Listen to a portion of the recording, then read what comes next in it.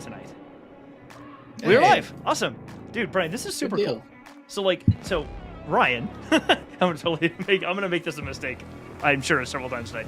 So Brian and I have been mutuals on TikTok for, I don't know, some period of time now. And it's super cool because you and I have talked about this a bunch with like content creators out there. We've talked about YouTubers and things in the past. And it's interesting because when I first got onto TikTok and I was making Star Wars content, I wasn't even sure I should be doing this. I'm like, why am I the one? Why am I here? And I started to come across people like Brian and others. I was like, oh, okay. I can kind of see myself in this a little bit more. All right, let me try some of these things. And it's just cool because it's become like this whole other community. And I really love that we're able to kind of share that and just interact with each other and with other people too. It makes this so much more fun. It really does.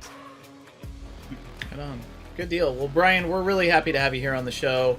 And, it's always fun because one of the things that I really like that we get to do is just kind of, we all have our regular lives that we're involved in, our regular 9-to-5s. And this is something that I'm so excited. A year ago, Jeff said, hey, do you want to spend Thursday evenings talking about Star Wars? And I was like, yes, please. Can I do that? And so even my whole family knows on the other side of this wall here, like, oh yeah, Dad's got to go to his podcast. And it's funny too how my kids talk about it like it's, oh yeah, like it's a super fun thing. And but I'm so excited to be able to meet other people that enjoy spending an hour just talking about this stuff. So really glad to have you here. Thank you very much, guys. I'm really excited to be a part of the show tonight. I'm excited about this topic. It's great to meet you, Ryan and Jeff. Yes, we've been mutuals, but we really haven't gotten the chance to talk beyond just TikTok, comments and DMs. So this is wonderful to have that real time interaction finally. Absolutely, it's interesting because so when Ryan brought up the thing about a year ago, we started this. It's interesting because it wasn't. I mean, it's not like we're not in the pandemic anymore. Obviously, the pandemic's still happening, but we were like in the heart of it even a year ago. And it was interesting because Ryan. So I live in the East Bay, California, and Ryan lives in Sacramento, ish. And so we're like an hour and a half from each other, if even that. And we're like, well, we can't ever we work together, so we're like we can't ever physically hang out with each other because it's a pandemic. And so when we start doing the show, we're like, oh, well, this is our chance to just kind of hang out every week. And great if people join the show and watch it with us, but also we just get to hang out as friends and talk about Star Wars for an hour once a week. I'm like, hell, that's fantastic. We can't go hang out and have beers with each other, so let's just do this. And it's become silly and fun and exciting and also deep. We did a whole episode on when we were doing the Kenobi stuff. One of the episodes, it was a tough episode for Ryan. You probably remember, it was one of the episodes we spent a lot of time talking about how kids are treated in the galaxy in Star Wars, how they're almost seen as a commodity. And the Uvalde shooting had just happened. We both have families with kids. We're like, oh, we got through that hour. When the hour was done, both of us, I'm not smiling because I'm laughy, but we got the hour done. We're like, you know what? Let's just have a good night, buddy. Well, there's no after show hanging out. We're just both going to just kind of go to bed. But it's made this a lot of fun because it's almost like therapy a bit. We get to abstract out whatever's happening in the real life here, but in context of these stories too, which makes it a lot of fun. Okay, cool. So we're going to jump into it. We got a couple folks watching right now. Thanks for being here, everybody. We'll jump into it, and then Brian will let you do a quick intro, and we'll just dive into the topic and see where it takes us. Y'all ready? And everybody who is here with us live, we appreciate anyone that's watching this on the repeat. Thank you so much. We please remember to continue to join us. We always like having you here. Yep. All right, here we go.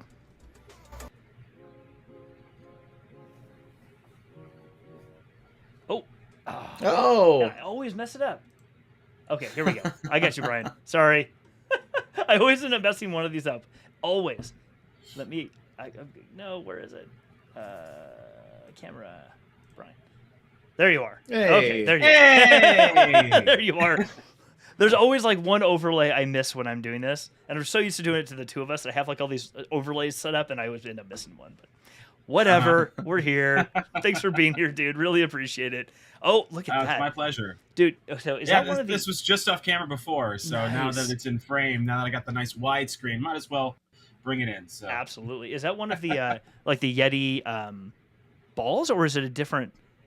Yeah, it's the blue snowball, so it's a step down from the Yeti, but it's the same company that makes the Yeti. So nice. I like it. It's got a very Death Star vibe going on right now. I really dig it. Oh, I was thinking it's got, it looks very much like a like I should be trying to get my lightsaber ready to deflect little blaster bolts. It's a trench drone. I like it. Yes, right when I saw it, I was like, it. oh snap. Oh, that looks like it could be branded. I can even see Babylon 5 in there someplace too. I totally can see.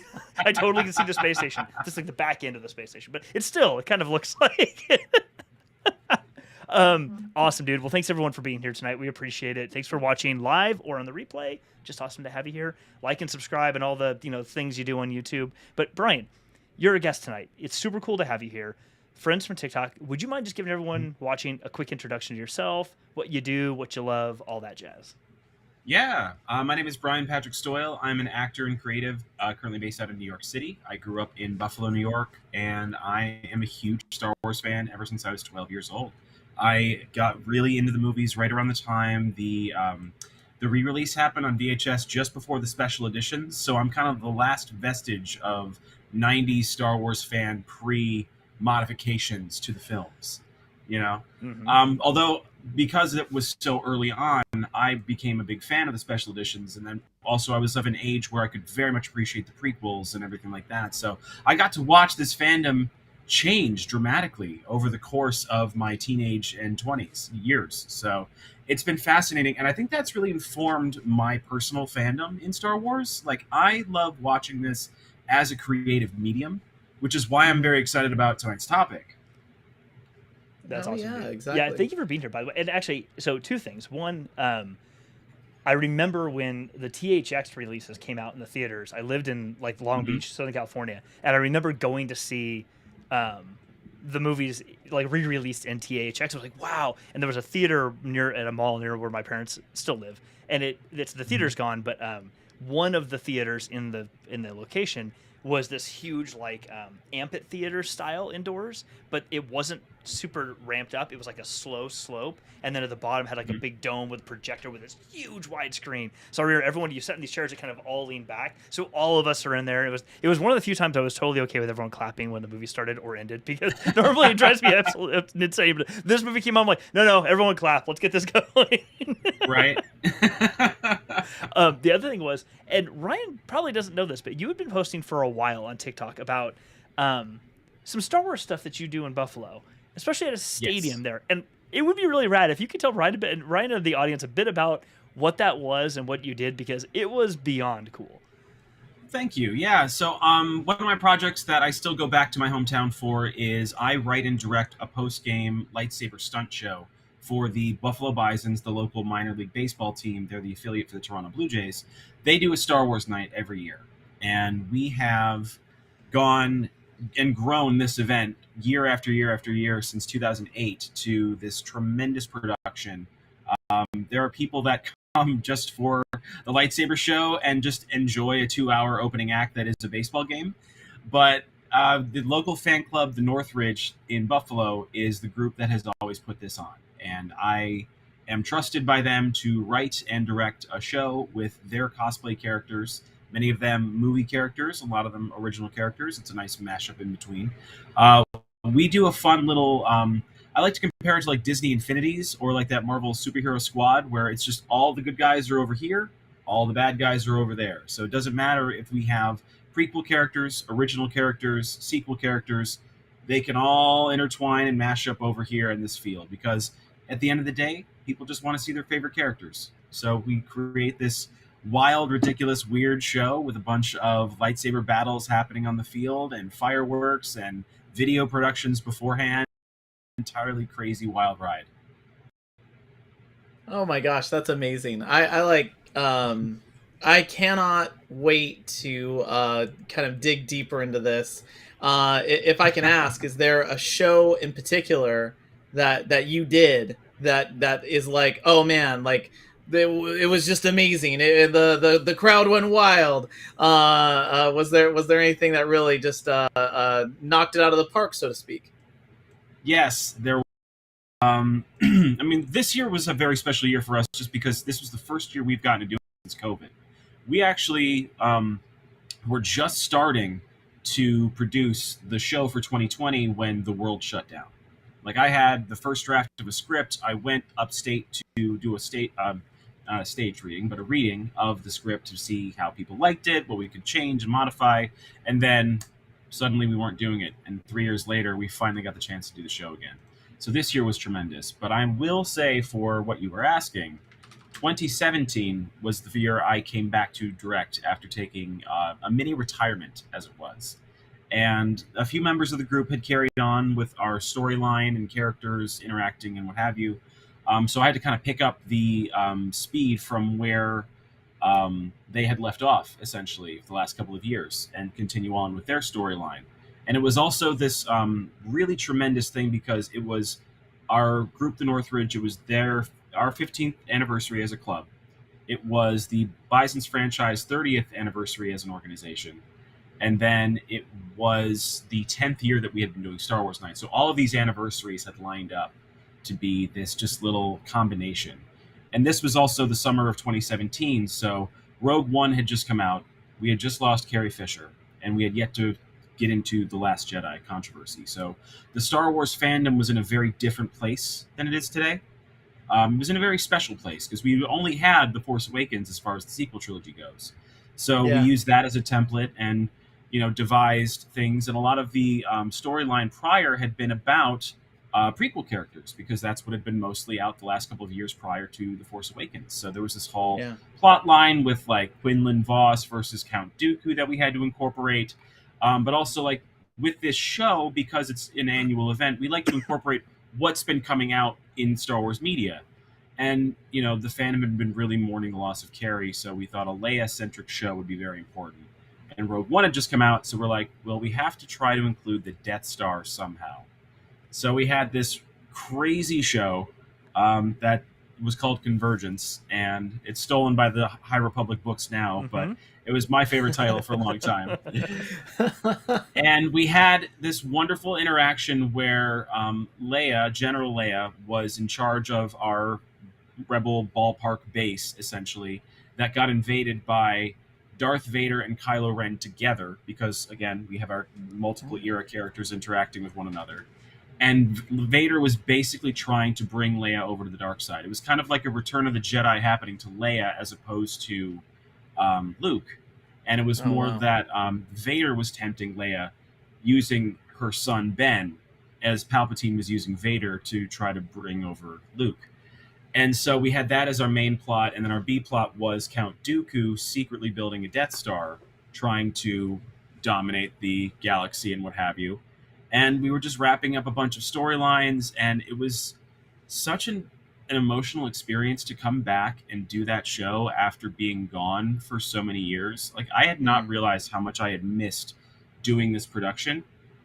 I really, really loved having that in my life year after year with that group, because that fan club was my nerd family. Like, I know you guys were just talking about how, you guys are able to find your outlet to interact and share your fandom and your joy, albeit not locally. Where this was my local group of people that, we always kind of like had our, shared fandom experiences together. And I had been away for a couple of years for that. And so to come back and do that again and be able to tell that kind of story in that kind of era of the fandom, like, it just really brought the house down. It was tremendous. Oh, wow. That just really sounds like it was something special. And kudos to you for putting that type of production on. And as a fan, I always loved stuff like that. I was never one who was like sitting there, trying to play the rules on something where it would have been like, well, I mean, Vader and Ben Solo, they can't exist at the same time. I just think it's so cool that you brought something there that people could enjoy, but more than anything that you put that spin on it. But you were right. Like, that was a magical time for the fandom too. I feel like we were all so ready for Star Wars that if there's a thing that's unique about Star Wars, and it's you don't get this in Star Trek, you don't get this in a lot of other fandoms, is these giant gaps that happen, or at least used to happen, between properties. And so I remember feeling that promise of and that just real excitement again, like, oh wow, Star Wars is back. And because we had been without it for so long, and there was Clone Wars and little bits of things, but we had been without a live action movie Star Wars for so long. So I think it's so great that at that pinnacle, at that crest, you were able to engage. And by the way, that's no shade on The Last Jedi. I mean, I can go into like why The Last Jedi is like a really well put together picture and like a very smart movie, and that its effect is very similar to what happened in Empire Strikes Back in 1980. Mm-hmm. Like, I mean, that was very divisive then. But I know what you mean by it was like peak excitement. It was almost, it was at its peak level of people who were just so excited to have something again that we weren't questioning it. We were just like, this is great. Let's keep going. And I'm so glad that, people like yourself were able to connect with fans. That's amazing. Thank you. Yes. And yes, I was speaking purely in a historical academic sense about The Last Jedi's timing. That had nothing to do with personal feelings about the movie one way or the other. We've had, Ryan and I have had multiple conversations about, like our opinions of some of these movies, and Last Jedi, I think for both of us, is like one of our favorites for a whole host of reasons. But we both also kind of agree that if they had just stopped at The Last Jedi, like no shade on the ninth movie. If you dig that movie, right on. But for us, from a storytelling perspective, if they had just stopped at The Last Jedi, it would have been a complete series and be like, okay, cool, we're good. Like sometimes stories can just end and don't need to be moved on beyond that. Although I will say, and we'll get to the topic here in a couple of minutes, but I will say that after I literally just finished listening to the Shadow of the Sith earlier today, and I don't want to spoil it for anybody, but for anybody who's listened to it or read it in paperback or hardback, I will say that the connection between that book or the backstory it fills in that you learn more about in Rise of Skywalker is really interesting. Mm-hmm. Like how the way that they wrote that story out and the way that they tied the two things in together and gave you kind of that like in-between story for several key characters, I really, really enjoyed, because it was not done in a fan placating sort of way. It was in this is very likely what actually happened, and probably leads to why we see Luke, in part among many other things, why we see Luke the way that he is in The Last Jedi, which I really appreciate. Because like even seeing the ultimatum he gives to Grogu in that one scene, the lightsaber or the Beskar, like it's one of many things that is on a trail of the grizzled old man, so to speak, that we see in The Last Jedi, or the sort of burnt out old man that we see in The Last Jedi. But those things don't happen overnight, which I really appreciate. I appreciate these little rungs in the ladder getting there. It's not just we go from here to that point, which is really nice.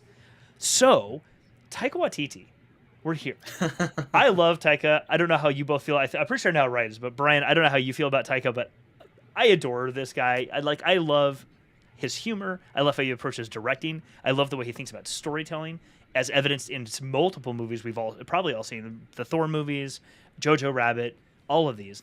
So Brian, let's start with you. And Ryan, if you have something you want to throw in here too to give some context. Brian, we're putting you on the spot like right off the gate.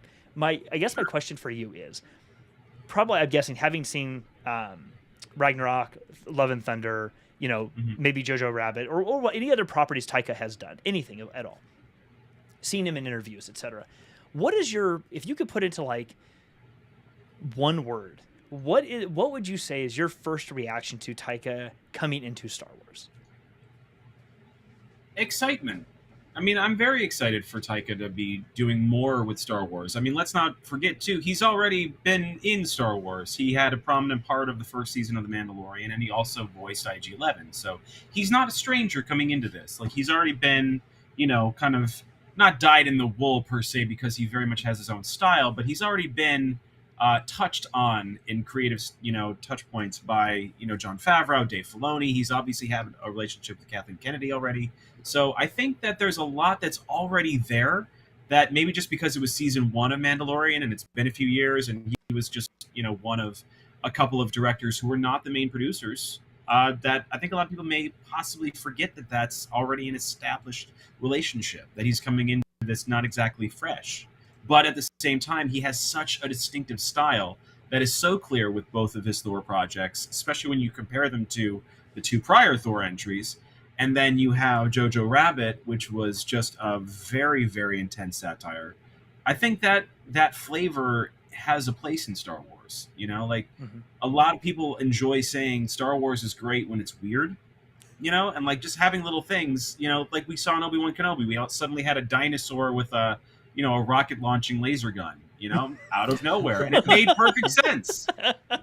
Like there's a place for that in Star Wars, and I think that Taika stands to bring a lot of that fun weirdness into it.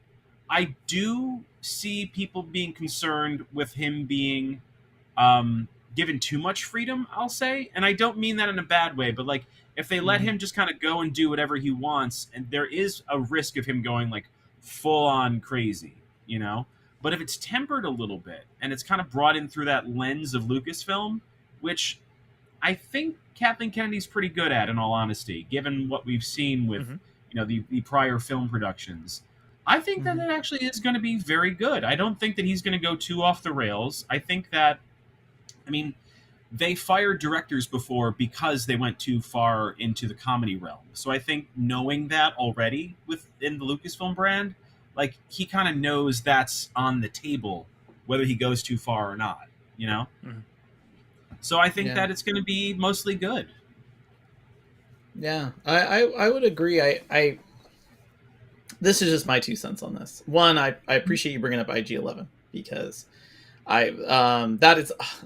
that's oddly, like, I'm always partial to the droids. R2D2 is my favorite character, and IG-11 has a character arc, like a legitimate character arc that you follow over the course of those episodes, and is mirrored by the Mandalorian. So I really like the character. I really like what Taika Waititi does in subtlety, and I know that that's like the opposite word that most people would apply for Taika Waititi. There are he knows how to like let moments land, if that makes sense. Like Jojo Rabbit has a couple of scenes that, just stop me. Like they were powerfully shot. They were well done. He's a really good actors director, which I think too you see on in his productions. You can see that there's a lot of talk on the set around like how to really bring something to life. And that's something that I really like from the movies that I've seen of Taika Waititi. I think he's getting a lot of I think a lot of people are unsure about it just because of his stylings and his humor. I think that especially with the latest Thor movie, there's a lot of like, oof, I don't know about this one. I don't know if they what's the old let Bartlett be Bartlett. Maybe they let Taika be too Taika. But I would just remind everybody that Thor is a really weird comic, and I feel like people forget that these are comic books. Often I'll be reading reviews and I'm like, that actually was a comic book that I read, and it was even weirder than this. It was a lot weirder than this. And so you almost have to look at sometimes the source material of where some of these stories come from, where some of these ideas come from before you start, necessarily looking. But I think that you hit the nail on the head though, Brian, which is I actually think Taika Waititi is great, and I think most really brilliant people are when you give them a little bit of boundaries. And right now, Thor, he was allowed to set those boundaries because after the first 2 movies, that was a property that was kind of like aimless. You had the Shakespearean Kenneth Branagh Thor. Then you had the Dark World, which it was still like, we don't really know what we're doing, and the story was kind of a little wonky. And so then you bring in Taika Waititi, who basically is given 2 things, which is reboot this, do what you want. And Chris Hemsworth, he seems to be more of a comedic actor. Let's lean into that. The thing I always like to bring up though is what Ragnarok did for Loki. What Ragnarok did for the Hulk, what Ragnarok did for a lot of the side characters. Taika Waititi is a great actor. I think that he didn't have boundaries for the final Thor movie, and that can kind of produce a couple of things. I think Star Wars has boundaries that are built in. So I would agree. I think he could bring a lot of I think he could bring what Star Wars always needs, which is a story first and a focus on its characters. And that's when you can do the weird stuff. I never doubted the puppet. Yoda was a real thing to me. And if someone would have pitched that, gosh, I can't imagine what that room would have been like. Yeah, we're going to have a puppet for about 25 minutes of the movie. And it's just going to be Mark Hamill talking to a puppet. And who's doing the voice? Grover. So it's a Grover-like puppet talking to Mark Hamill for 25 minutes. But it's cool because they're talking about a lot of like Zen Buddhism concepts. And the puppet speaks that's in not kind of sell. riddles and rhymes a little bit too. Exactly, It'll be fantastic. So yeah, I'm all for the weird, and it'll work in boundaries. Yeah, but Jeff, I know that you've got thoughts on this too. So I'd love to hear your thoughts, especially you've just very recently seen the latest Thor movie, a Taika Waititi project. Mm-hmm. It's interesting. So Nick in the chat made a comment about, Nick seems to have some reservations a bit, and that's okay. Like I totally understand, because considering what we saw in Ragnarok and Love and Thunder, if you take those two as key source material alone, I get it. Like I do get it. There's a level of campiness in those two movies that if that was what we were purely basing it off of, that yes, I might be a little, depending on who they picked.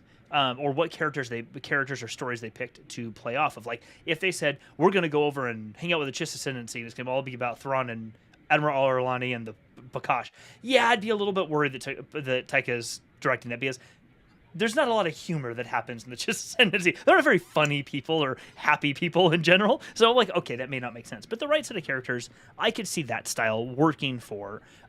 Skeleton Crew is a good example of the premise of Skeleton Crew that's going to come out in a year or so. Jude Law, reading the bio on that seems interesting to me. Like, okay, that could be something Goonies-like, whatever, that I could see some of this type of humor working in. But when I think about some of Taika's other projects, you're right, Ryan. He can do the overt campy style humor when it makes sense. He's also really good, I've noticed, at getting the actors to play off of each other, even in the serious parts, so they don't take themselves too seriously, yet you still convey the emotion that they need, that we as the audience need to feel like this isn't just a humor movie. We're not just watching, Spaceballs. It's not that. It is actually serious. It does hit. You do feel your feels, but it doesn't have to always be in the dark, serious way. Like that, I think sometimes Rogue One is a great example of this. Today it is probably my favorite Star Wars movie. And the reason for that is there's no space wizards. I love the Jedi all day long, but I love the humanity of Rogue One, how intense it is to identify with all these different people, because we can all find ourselves in these different characters. It's a dark movie. It is not nobody is happy in that movie, but it feels more real. And it doesn't quite go across the border into this is too real and now it's becoming, now it's become Apocalypse Now. Or the Thin Red Line. It hasn't become that, but it's near enough that it really hits you and it affects you. At least that's the experience I've had with it. And I think that's something that Star Wars needs a little bit more. We need to pull back a little bit more from some of that, I think, in some cases. That works in a lot of places. And I think we need to also see a different take on this galaxy, because too often I think it's thought of as like space battles and Jedi fighting each other and all these things. And that's fun. And we all love watching that. But that doesn't always make for an interesting story. That's a game. That's Fallen Order. That's pick any Star Wars game. They're a blast to play. KOTOR, Star Wars The Old Republic, whatever you want. They're a lot of fun to play. But that kind of wears on you after a while, I think, emotionally, when you're stuck in that a little too much and a little too long. So I'm excited for him to come in, because I think he's going to do a really good job with keeping the seriousness that needs to happen. It's Love and Thunder, and I apologize, I don't have my do I have my spoilers? I don't think I have my spoilers overlay up. I'm sorry. Alert everyone, spoilers for things. Stuff and things. Spoilers. Hold on. It's not loud enough. There. Red alert. I agreed on, by the way, like we'll probably talk about a lot of Taika Waititi projects here. So spoilers on kind of like everything. And by the way, if you haven't seen Jojo Rabbit yet, if I could just call that out, like, man, that movie. Taika Waititi won an Academy Award for that, for writing that. Yeah. Or adapting it. It's a really powerful movie. And if you didn't like Sam Rockwell before that movie, you will love him after that movie. That guy's amazing, and if you are a David Bowie fan, you're also gonna love it. So I'm sorry, Jeff. No, it's okay. So kind of what I was going to tie off on is that I'm excited about this because I'm looking forward to the humor, but I'm also looking forward to a wholly different way of telling the stories than we have seen before. I shouldn't say wholly different. We have obviously seen some of this and these diverse styles of telling these stories in The Mandalorian. That was such a beautiful way to see a character through different directors' eyes in multiple different episodes and to see how it changed. And to see how that character changed and the characters around that character changed based off of the director who was telling each individual story. And I think it really does open up a space for somebody like Taika to come in and do something different. And something specific I wanted to touch on is, Ryan, you made a comment about him being an actor's director. So there's an article, there's some talk about there about, or he's actually done an interview that with Chris Hemsworth, where in it they talk about, if you've seen the movie, if you haven't, I'm sorry, but if you've seen the movie, when Gore the God Butcher has this the Necro Sword and is able to summon these like black creatures, basically these shadow monsters as the kids refer to them in the movie. What he and Chris Hemsworth talk about is that literally Taika had the idea that he and a couple others were like, why don't we just have to ask the kids what would be scary? And say literally because Chris Hemsworth's kids are on the set, and Christian Bale's kids are on the set, and Taika's kids are there, and like all these actors' kids are on the set, all of them, and they're like, ask the kids, draw something that would be super spooky to you, whatever it is. And they got the kids in a room with like crayons and paper, and the kids just started drawing. And they're like, this is awesome. They hand it to a graphic artist and say, go make that. So literally all the shadow monsters were designed by all the kids on the set.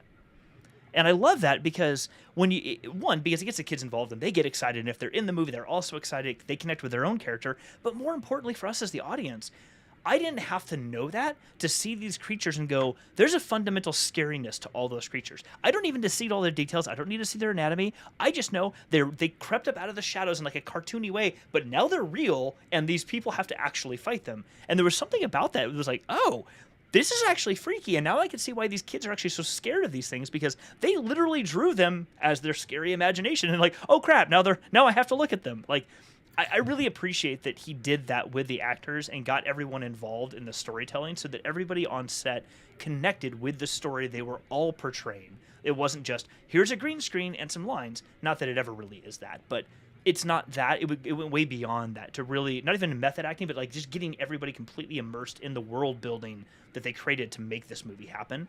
And I'm really excited to see how he can bring that focus into Star Wars. Because honestly, I think it's needed. I think we need fresh and new and an alternate way of viewing these things, and I'm hopeful that he's going to be able to do that. And Brian, feel free to chime in. Like, we can just keep going. Brian or Ryan, feel free to keep chiming in. No, I very much agree. I think that he has such a distinct vision that he has shown through his latest projects. There's definitely a brand of humor that may be a little more, I don't want to go so far as to say sophomoric, but a little bit more ridiculous than we will have seen in Star Wars, with a possible exception of like Jar Jar Binks, which is.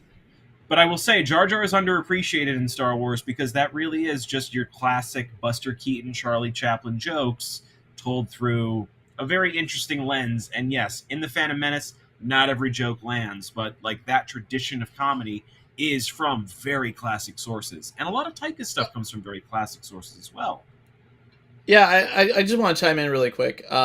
Jeff, I'm going to spoil a thing that I was building for TikTok later, which is the 5 things that I want from the Obi-Wan show. And the first 4 are, I need it to end. I'm okay with it, just the Obi-Wan show ending. Like, I don't need a second season. I liked walking off into the desert. But then my 5th thing, my number 1 thing is, okay, if you do a second season, bring Jar Jar back. Except this time he shows up and he's like, "Hi, I'm Jar Jar Binks." Oh no, when you met me, I was like really immature because I was really young, and a little now stoned I talk all like the time. This. Now I'm good. Now I'm a lawyer Binks or something. I'm serious Binks, and I bring back everybody, bring that back, except to put a totally different spin on that character. 100%, I will watch the second season of Obi-Wan. And watch some type of odd couple dueling of Jar Jar and and Obi-Wan. And Newt Gunray. No, I'm just kidding. Sorry, that's yeah. terrible. Bring back on Nobody and wants best. Newt Like, I'm not Gunray joking back. around. Nobody Like, wants Newt Gunray. Like that can just go away. yeah, I saw that. I see this comment here. Law and Order Binks. I was looking for my button. My audio button for Law and Order is gone. It doesn't work anymore. I have come a long way around on Jar Jar Binks, and I still think that seeing the Phantom Menace was still like cinematically like I could also make and Jeff knows this in earlier shows, like I will stick to my guns and say episode 1, like I can make a fight that's like a solid film. It's got blunders, but it's a solid film. And it is possibly the most cinematic of all of the movies. It's got a visual story, but again, if you're gonna have a second season of Obi-Wan and you want to keep bringing things back, don't ignore the things that maybe didn't land well the first time. Like, bring them in. I always think about how the Ferengi were introduced in Star Trek Next Generation, and they were like, oh, they're a villain, and then they were like, oh man, these guys can't be villains. And then Deep Space Nine like made them really interesting and multidimensional. Again, bring in Lawyer Binks. Bring in a serious Jar Jar. It's been, what is it? You can even say like, oh no. When you met me, I was like a child. So now I'm like a middle-aged Binks. And make him like Walter Matthau. But anyway. I'm not joking around. Like, seriously, like I feel like that's where you take that character. But if I could ask, that's all right. Ryan's internet has like been a little choppy for him. No, see, my network failed me right as my network. You had the failed me important right question, and your network's like, no, Ryan, no. Oh yeah, exactly. So Brian, I have a question for you. You were really excited about this topic about Taika Waititi. Mm-hmm. If I could ask you, like, is there a specific property of his that you really like? Is there something that he does that you really like? What is it that really kind of sparked your interest in the topic tonight? I mean, I think Ragnarok was probably the biggest one for most people who are introduced to Taika. I mean, I'm also very big. I mean, I love Jojo Rabbit. I thought that was a fantastic film. I have not gotten too far into Our Flag Means Death, but from what little I have seen so far, that's very much his brand of comedy. So I'm excited to dive into the rest of that, I mean, I think Ragnarok is the first one. And I think it's interesting to, kind of compare the two that he's done, the two Thor films. I agree with you because I think that's actually bringing up a very good point to what you were discussing earlier, Ryan, where Ragnarok, I think Taika had a few more boundaries around him. Like this was, yes, we want you to reboot Thor, but at the same time, this is still like what a Phase 3 Marvel movie needs to be. And yes, there have been many a story about how Kevin Feige keeps a tight leash on certain things. And obviously, Thor Love and Thunder comes into Phase 4, which has been going through very different aims and goals. And one of those very much being like LGBT inclusion and more inclusiveness in the cast and more representation for, genders and people of different ethnicities and everything like that. And so like you see those prominent changes made in like the cast lineup or the screen time focus shifted to other characters. And I mean, that's not like a reason things are better or worse by any means. There's not judgments on them, but it's just interesting to see like those changes have happened. But I also think he was definitely given more creative control because of the success of Ragnarok. And I think a part of that comes into some of the more technical aspects, which people could critique, like, just to give my opinion, I think the first act is a little bit choppy in its editing. Like there's probably a bunch of scenes that were cut out that would have helped that movie flow better were it to be a 2.5 hour cut as opposed to a 2 hour cut. But obviously they made their choice to keep it a short runtime. So they probably just snipped a few things out there and, it feels a little disjointed in the end result. But I think that, Taika knows what he's doing. And even if it's a little bit outlandish, I think he's kind of earned the right to be a little outlandish by that point. But that's also his second play in the sandbox there. This is not necessarily the case with this film. Yes, he's worked on The Mandalorian, but that was as a guest director under Jon Favreau and Dave Filoni's property. Television is a producer's medium, not a director's medium. So his, influence is going to be a little bit less there than it would be running the entire helm of a feature film. So I think that Yeah. with this project, he is going to have like a little bit more full control, but it will still be under like those auspices of boundaries like you were describing before. No, I agree with you, by the way, on the... I really think that Disney really didn't, or Marvel generally, didn't really know what to do with the Thor series. And when Thor Ragnarok came out, I think that they were like, and that's it. This is going to be the end. We're going to do this Thor Ragnarok story. In fact, even the title Ragnarok, like I really feel like they were thinking this is it. And then it was a massive success. And they had this crazy score from Mark Mothersbaugh, who and that's like one of my favorite scores. I mean, I felt like I was in a video game. I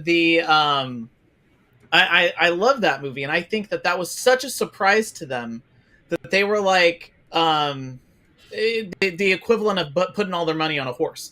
They were like, we're gonna just give everything to Taika, and we're just gonna lean even more into it. And I feel like that was like a little bit more of an over rotation, where they were like, oh, you know, this is what success is with this property.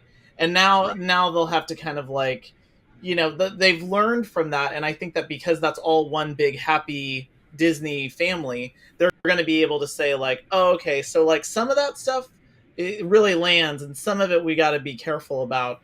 But again, I always just keep thinking of the source material. And man, Thor is such a weird comic. I remember when I heard they were making a Thor movie, and I was like, oh man, like, is he going to talk like Thor? Because Thor talks really strange. You know, and I like that cosmic universe, the Marvel cosmic universe. I remember thinking, wait, when they said they were going to do the Guardians movie, which, by the way, if James Gunn wants to do a Star Wars, I am 100% there for that. Big James Gunn fan. What he did, Guardians of the Galaxy is one of my favorite movies, not just a favorite Marvel movie. That's a great movie. But in both of those properties, they got into the cosmic universe, and they were able to land it. I think that goes back to people that know how to tell stories. James Gunn can tell a story. Taika Waititi can tell a story. I'd love to hear a new Star Wars story. And to Jeff, your point, like I don't necessarily always need the space battles. There's not a massive space battle in Empire. There's a snow fight in the beginning, and then there's a very personal story, very personal fight that happens at the end. Because it's done by the guy who did The Big Chill. You know what I mean? It's a character-driven story. Give me those stories. I will show up for your movie every time. Otherwise, it's those guys that do those end of the world movies. Dean Devlin. You know what I mean? It's like it's a moon crush or whatever that. Oh, the moon's falling on us. Like that's all that then becomes. Like, tell me a good story first. So yeah. And to your point, Jeff, I know that you believe that too. Yeah, absolutely. And actually, I wanted to put out there and ask to both of you in the last like 15 minutes or so of the show is taking this to kind of the next step is. And maybe Ryan, let's come to you first. If you were to pick a set of characters, let's say, probably maybe not new characters, maybe it could be brand new characters, but for the sake of fun, and being, you know, just digging into things. Which characters, what era, what time period? Let's leave out any time periods right now that are kind of considered legends. Let's stick within the generalized canon time periods, which could all the way stretch back all the way to High Republic till now. What characters or time period do you think would be really fun and interesting to see Taika dive into in whatever project he's running? Especially considering the logo. If everyone hasn't looked at the logo, anyone watching or either live or on the replay, go Google Taika Waititi Star Wars or look at the thumbnail from our video. You can see what the logo looks like. It has got this total Ben-Hur, Monty Python and the Holy Grail, what a History of the World Part 1. It's got that whole look. To it. So it's like, clearly it is not going to be super serious. If I'm abstracting that to mean anything, it's probably not going to be a terribly serious movie, but I'm curious. Ryan, what do you think? Well, like, what's a time period you want to see him dive into? And maybe even characters you might find interesting to see him make a film about. So on my side, and by the way, like I'm really passionate about this subject because I feel like I've taken like the lion's share of words. So I'm gonna make this real short.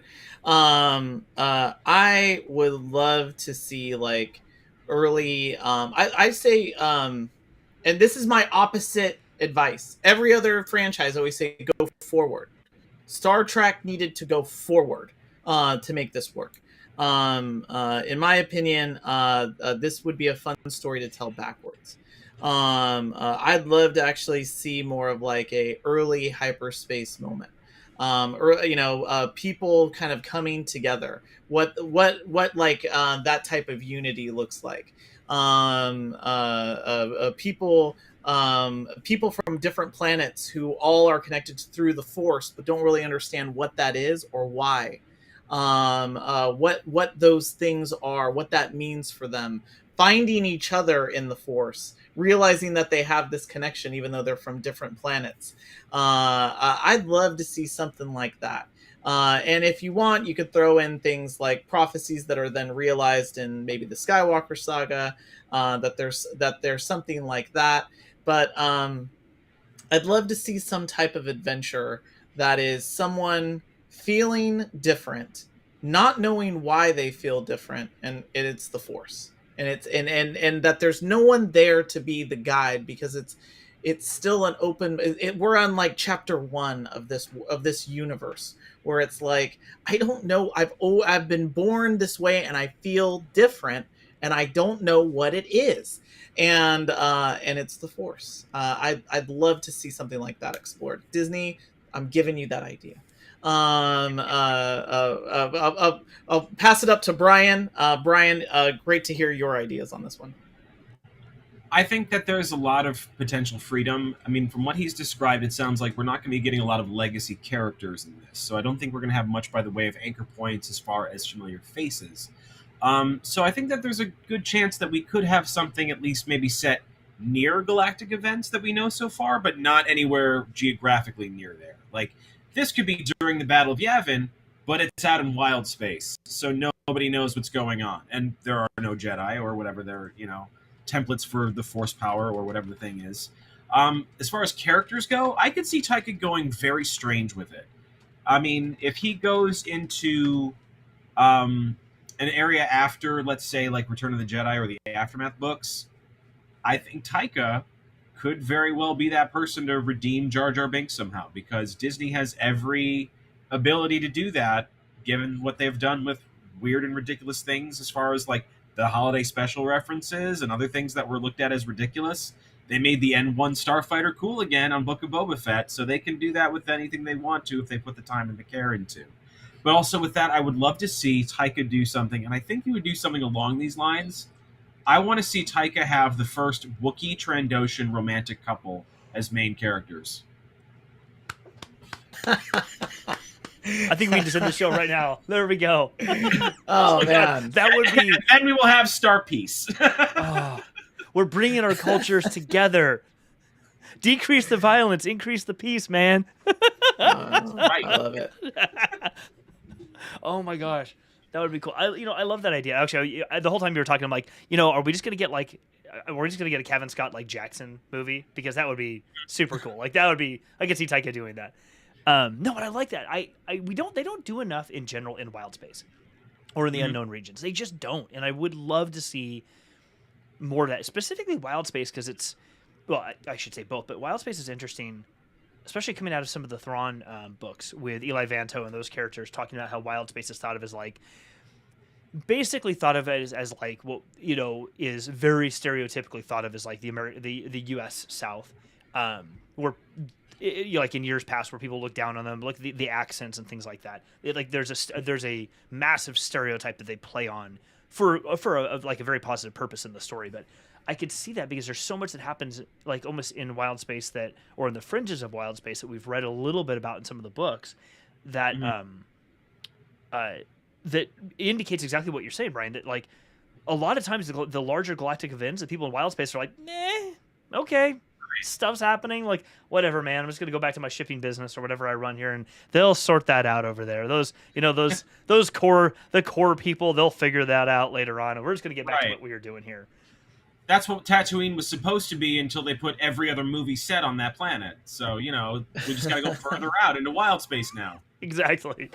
No, and as someone who's from Modesto, which is Tatooine, it's like the Modesto is not that popular. Like it is only Tashi Station. That's it. Like there's nothing else that's there. And every time there's always like, oh, we got to get to Tatooine. I always think no one would be like, we got to get to Mexico, but to Modesto. We got to get to Modesto. So yeah, it's just funny as someone who grew up near there, born there. All like Luke, all I wanted to do was leave it. Grew up on a farm. And by the way, that's no shade. Like I love Modesto now, but when I was a kid, I wanted to go. Right. Like, I mean, it's nowhere. It's the desert, but it's also the birthplace of the maker. So I mean, like both are kind of applicable as important, but at the same time, not. Exactly.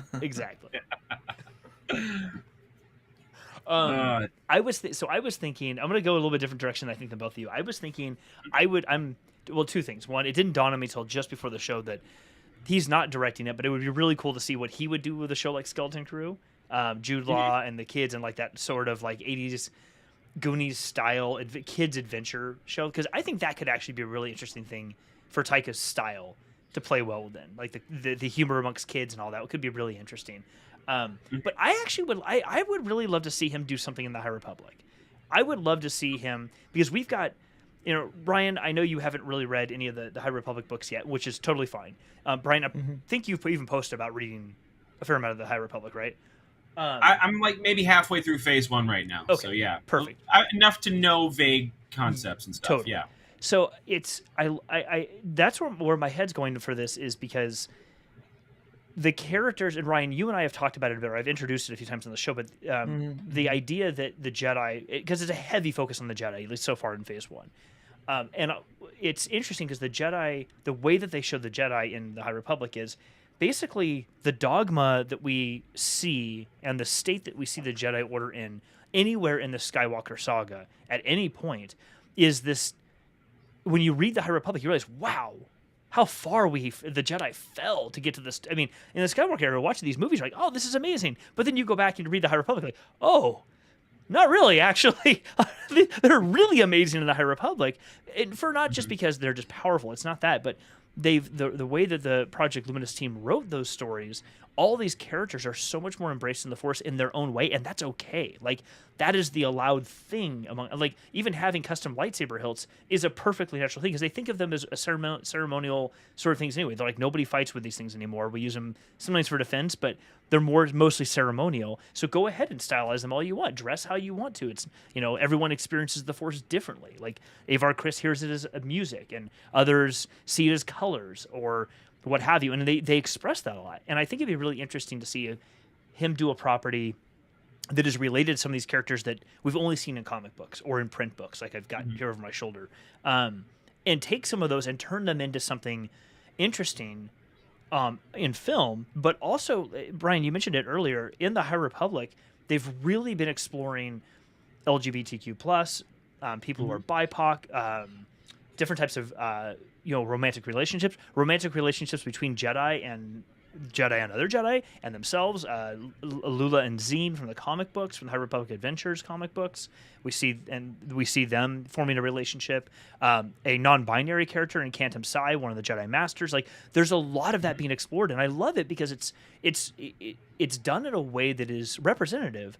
But it's done in a way that is like, yeah, they're just a character in the book. It's not done in a way that's like, look, this person is this label. It's, yeah, they're a character here. They happen to be this thing. And it actually plays into who they are in the story. It's a part of the story, a part of who they are, like the music would be. But it's not its thing done for the label's sake. And I think it'd be really interesting to have somebody like Taika work in that space, because I think, again, coming back to both of your comments, if they give him the reins to explore, kind of really explore the space, just really explore, Bruce Dickinson, just really explore the space.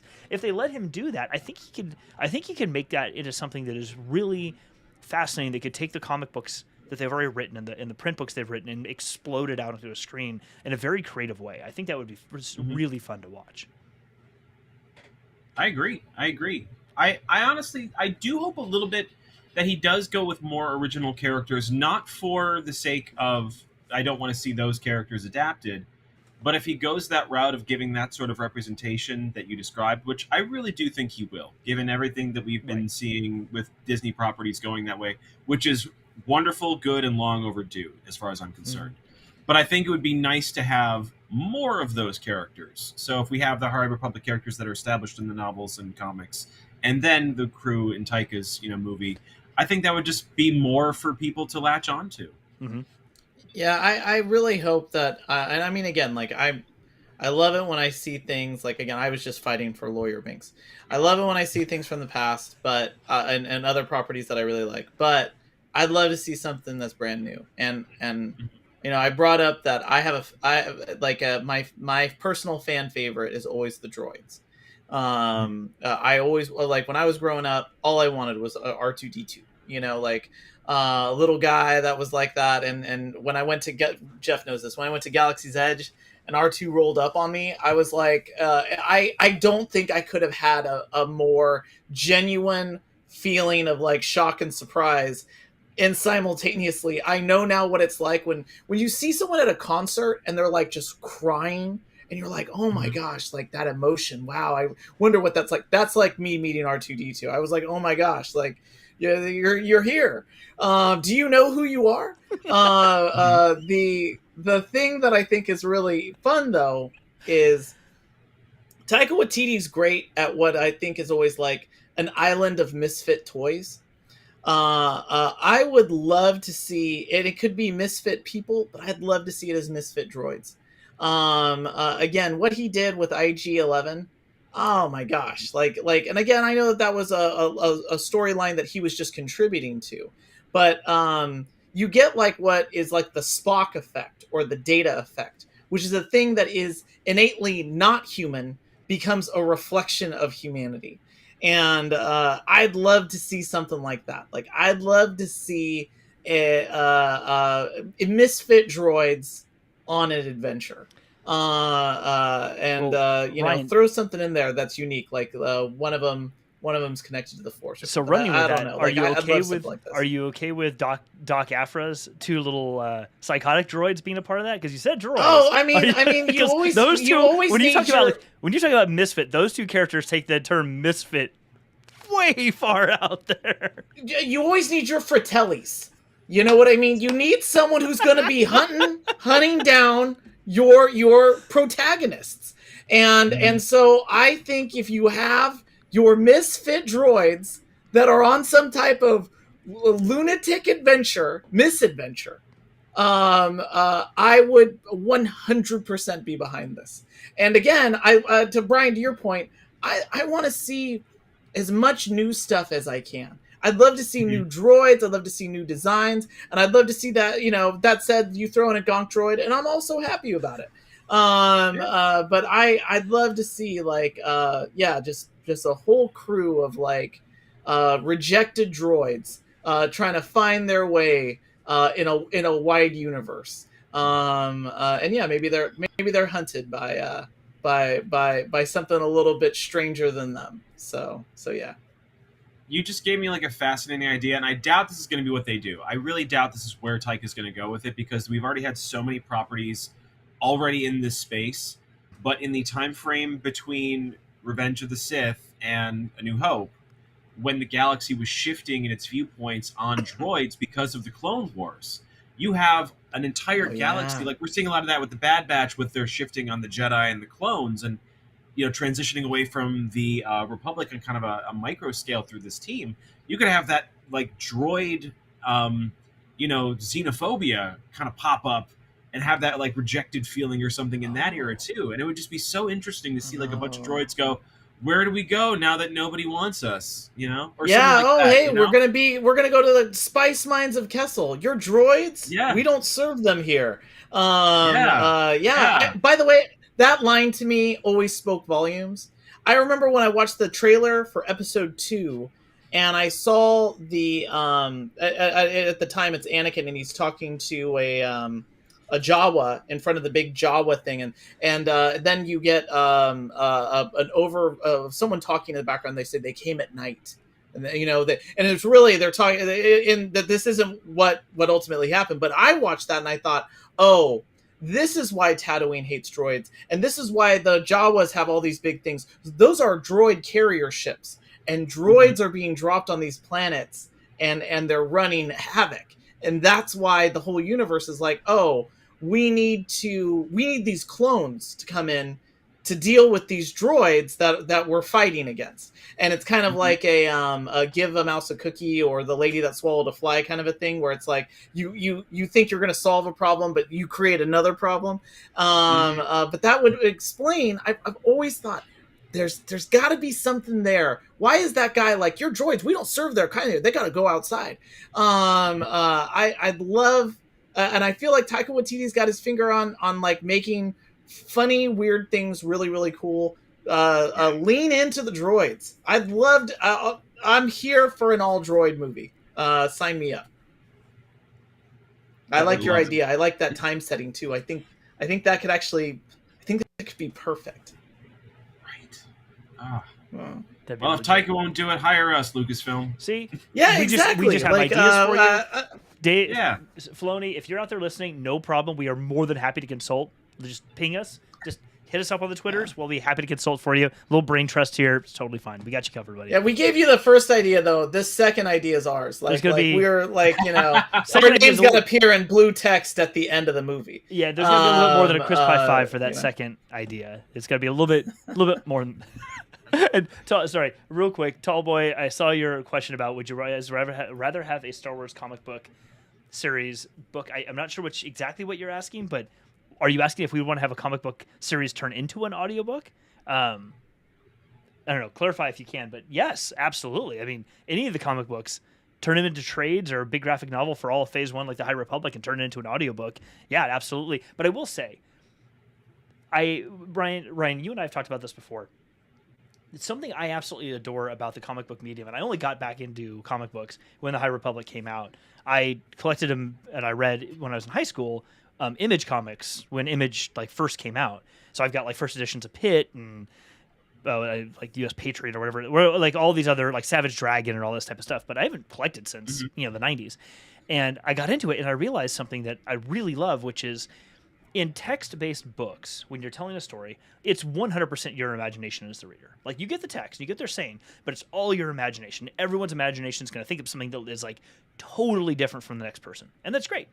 Whereas when you watch a TV show and a movie, all of your imagination as the viewer is taken out of it. It's all the other person's. You just get to sit back and be entertained, which I think is also why a lot of people end up almost having binary opinions about TV shows, whether they're animated, live action, or movies, because you either like what that storyteller did or you don't like what they did. I mean, there's nuance, of course, but a lot of people tend to be like, I like it or I dislike it, and I have some other little opinions. But comic books I love because you get the written text that some author like Kevin Scott or Charles Schulz or the 100 other amazing comic book writers out there. And you also get enough artwork to give you a bit of the story that they are trying to convey, but there's only so much that can go into any one of these panels, and there's a huge gap in most cases between each panel. And so when you read a comic book, a lot of the heavy lifting of imagining things is taken off of you, but there's still a lot of room for you to imagine what's happening between those panels. So it's almost like a nice hybrid between a fully text-based book and a TV show, where you get to use your imagination to some degree, but you don't have a lot of work that your brain has to do, so you can still really enjoy what you're reading. It's a really neat hybrid. So yeah, make them into an audiobook for sure, but I think comic books, one of the things that's amazing about comic books is because of exactly what they are. They can tell stories in a very particular way without having to be novels or even novelettes. It could just be this small form thing that can continue over a few months with enough artwork to kind of roughly give you an idea of what the original writer was trying to convey with their story, but not so much that you are just given everything. Because I still want to use my imagination. I'm still a 7-year-old at heart, and I still want to imagine whatever I want, some random a Trandoshan to happen to look like, or this Jedi temple on whatever planet happens to be. I want to imagine what that looks like. I don't need you to draw it out in manga. It's beautiful in Edge of Balance when you do, but I don't always need that. Sometimes I just want to think it up and go, I'm going to be a little kid again and just go, oh, what would that be really like? I'm going to imagine that. Mm-hmm.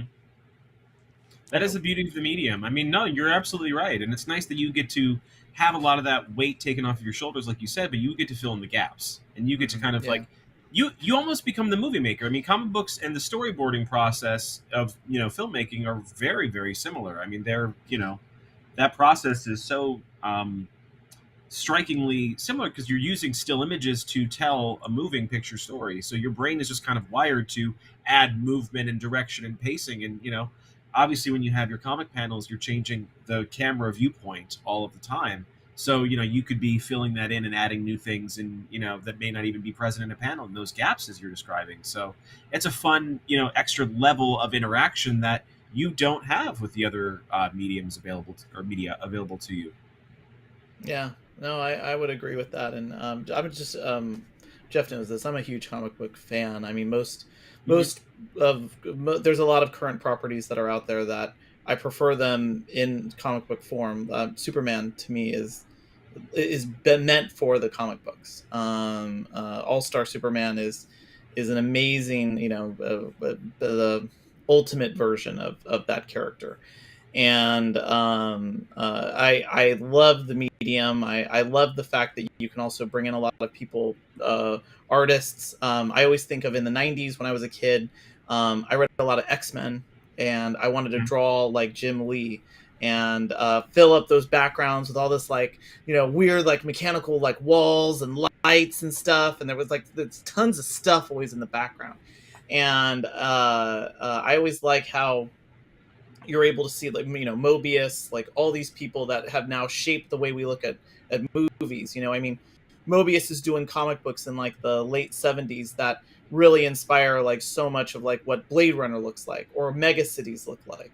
And so yeah, it's my favorite medium. I see that Corey added that clarification in the comments there. If we had to choose one medium, I feel like I might lean into a comic book, and that's coming from someone who got their degree in English literature. So yeah, like I'm a big fan of the comics. Brian, how about you? Which one would you I lean mean, into the most? I've leaned into all of them, honestly. I really am on a big audiobook kick nowadays just because of the Mhm. convenience factor, but I do also, we're very spoiled in what Penguin Random House does in the production Oh my of the God, Star right? Wars audiobooks in general. I mean, the underscoring, the voice acting, all of that is just phenomenally produced. We really, really are spoiled. Yeah. But I think I've over the years of my fandom, I think I've leaned more into novels just because that's where the bulk of the story has been. But Mhm. I've loved the comic books too. I mean, Dark Empire is one of my favorite Legend stories, and that had such a distinctive visual style that we really haven't seen in Star Wars comics since then. And that's, going back 25 plus years. So, but Yeah, that's such an interesting thing with it too, is you can create completely different visual, yes, right there, completely different visual styles from story to story. It doesn't always have to be that same look that we've gotten used to seeing in Star Wars. You can create something that looks incredibly different. yeah. Speaking of that visual style though, and we talked about this in our last Mhm. show. And by the way, Jeff, like I know that we're like way over time now, But but no, I'll what's just cool is say that so Corey. I'm like Sorry, thoroughly we see enjoying Corey in this the chat. It's conversation. actually his name is he goes by Tallboy.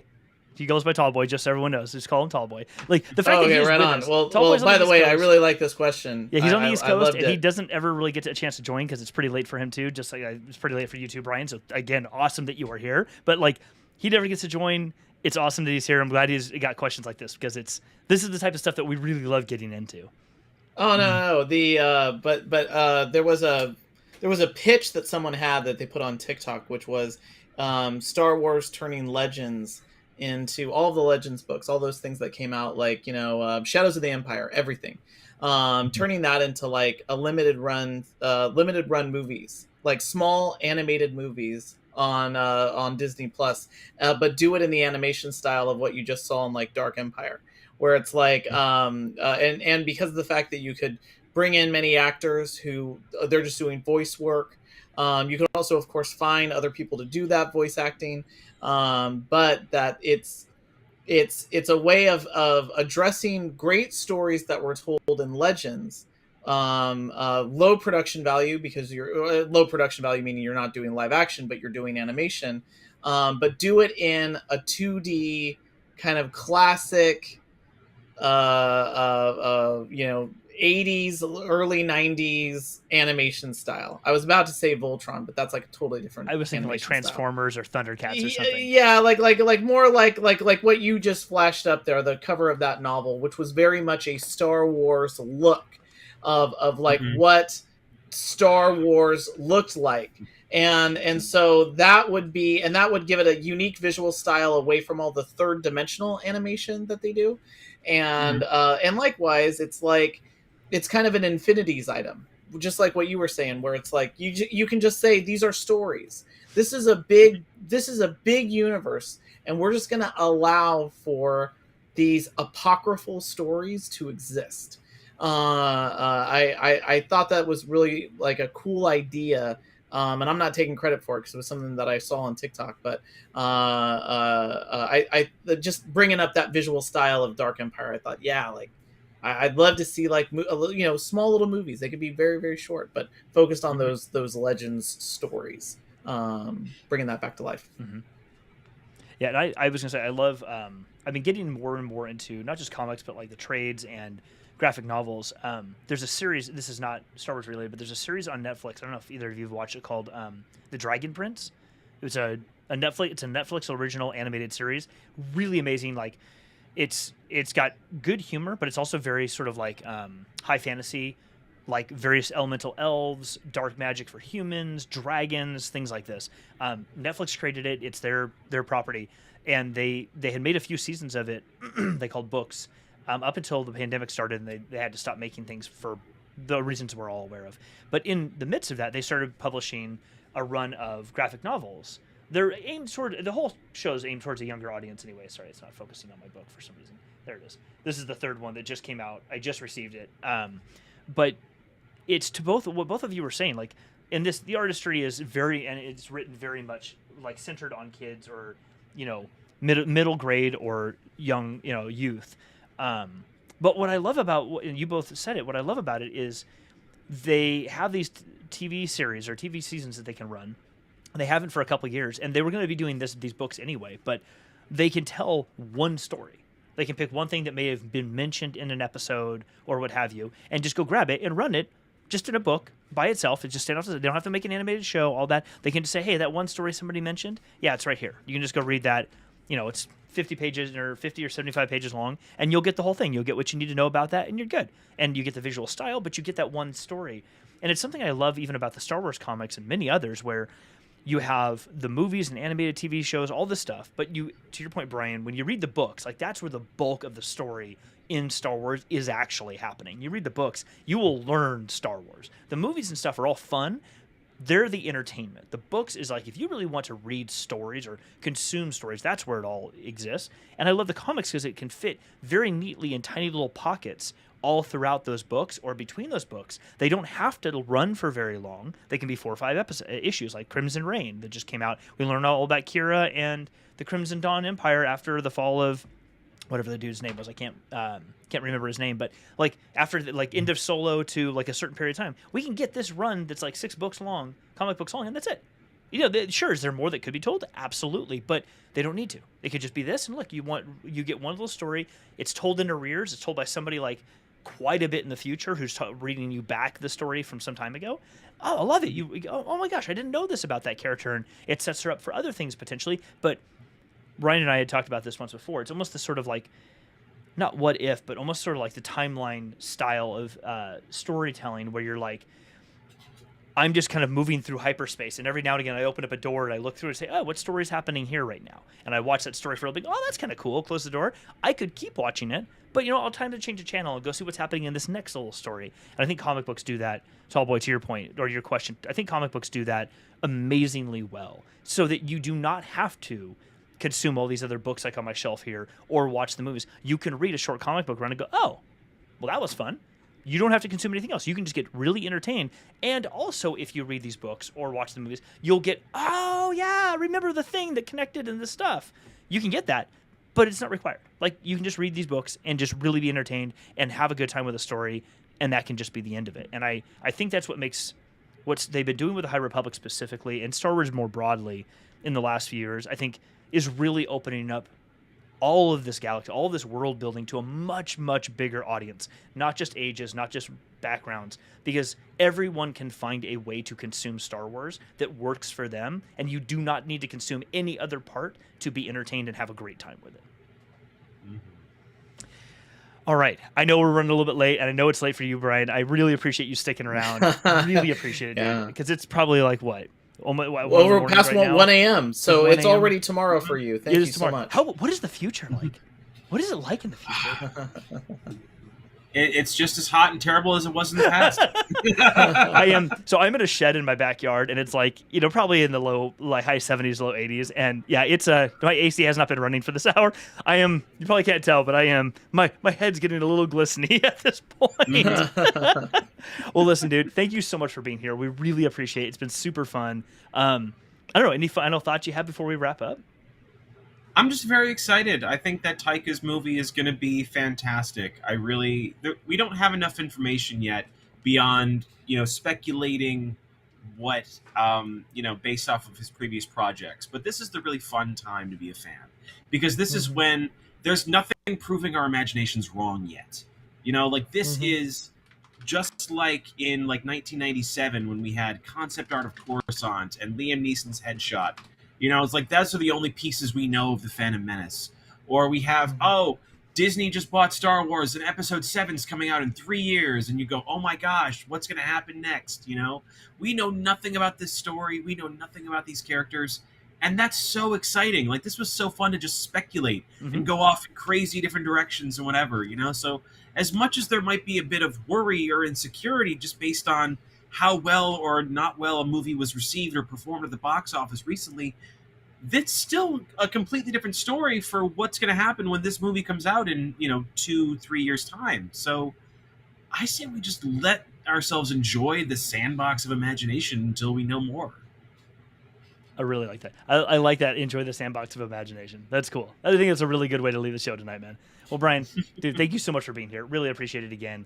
Everyone go follow Brian on TikTok, BP Stoyle on TikTok if you haven't already. And I don't know what other socials you're on, but I'm sure you're out there on all the socials too. It's super cool to have you, man. Ryan, as always, it's awesome to be here with you too. We are going to wrap up. Catch us every Thursday at 9 p.m. Pacific time, and we will see you all next week. Thanks for being here.